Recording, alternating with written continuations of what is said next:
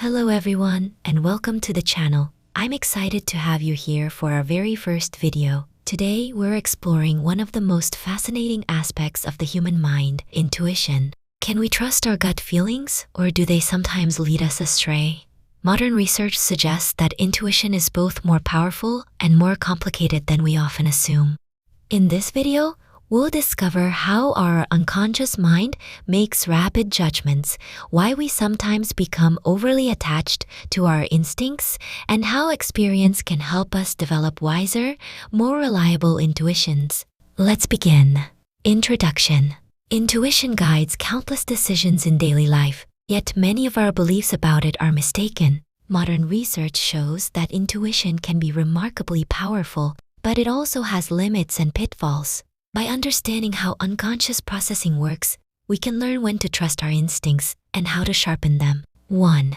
Intuition is highly efficient if you don't overthink it. Research shows that intuition can be not only faster than deliberate reasoning, but sometimes more accurate. We are often surprisingly good at judging others from first impressions, whether from a photograph or a brief interaction, and excessive analysis can actually interfere with these judgments. The late psychologist Nalini Ambady demonstrated this phenomenon, which she called thin slicing. Participants watched silent 10-second video clips of professors and rated their teaching effectiveness. Their evaluations closely matched students' end-of-semester ratings. Even participants whose working memory was occupied by counting backward from 1,000 by nines remained just as accurate, highlighting the intuitive nature of social perception. However, when another group spent a minute listing reasons for their judgments before rating the professors, their accuracy dropped sharply. Ambady suggested that deliberate analysis caused them to focus on vivid but misleading details rather than allowing a holistic impression to emerge from numerous subtle cues. As psychologist Judith Hall of Northeastern University explains, it's like driving a manual transmission. If you think about every movement, you may stumble, but when you operate automatically, everything flows naturally. Much of our social life works in the same way. 2.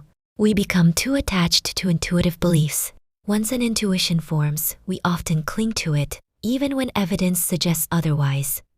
Intuition can contribute to cognitive biases such as anchoring and the first instinct fallacy. For example, 3 out of 4 college students believe that changing an answer on an exam usually turns a correct response into an incorrect one. Yet, analyses of actual answer changes reveal the opposite. Students are about twice as likely to change a wrong answer to a right one as the reverse. According to psychologist Sasha Topolinsky of the University of Cologne, intuition carries an emotional sense of certainty.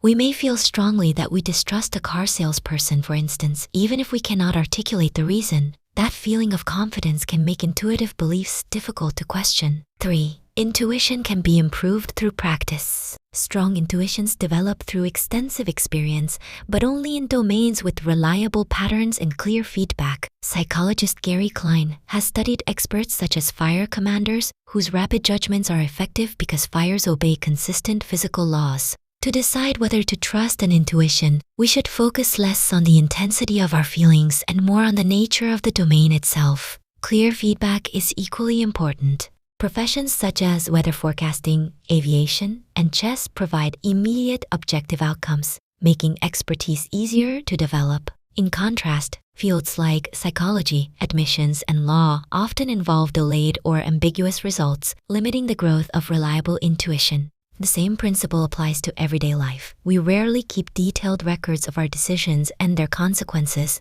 leaving us with little evidence from which to learn. Moreover, expertise is highly specific. A brilliant soccer player may have excellent instincts on the field, yet poor judgment about personal finances. Even within a single field, skill in one task does not guarantee skill in another. Fortunately, deliberate thinking can help cultivate better intuition over time. Techniques such as using metaphors, drawing sketches, and consciously reframing problems can reveal new perspectives and guide us toward clearer, more effective insights. So, can you trust your intuition? The answer is, it depends. Our instincts can be incredibly accurate when they're built on experience and reliable patterns, but they can also be influenced by bias, emotion, and incomplete information. The key is knowing when to trust your gut and when to slow down and think critically. Thank you so much for watching my very first video. I hope you found it interesting and learned something new about how your mind works. If you enjoyed this video, please give it a thumbs up, subscribe to the channel, and turn on notifications so you won't miss future videos. I'd love to hear your thoughts. Have you ever trusted your intuition? And was it right or wrong? Share your experience in the comments below. Thanks again for watching, and I'll see you in the next video.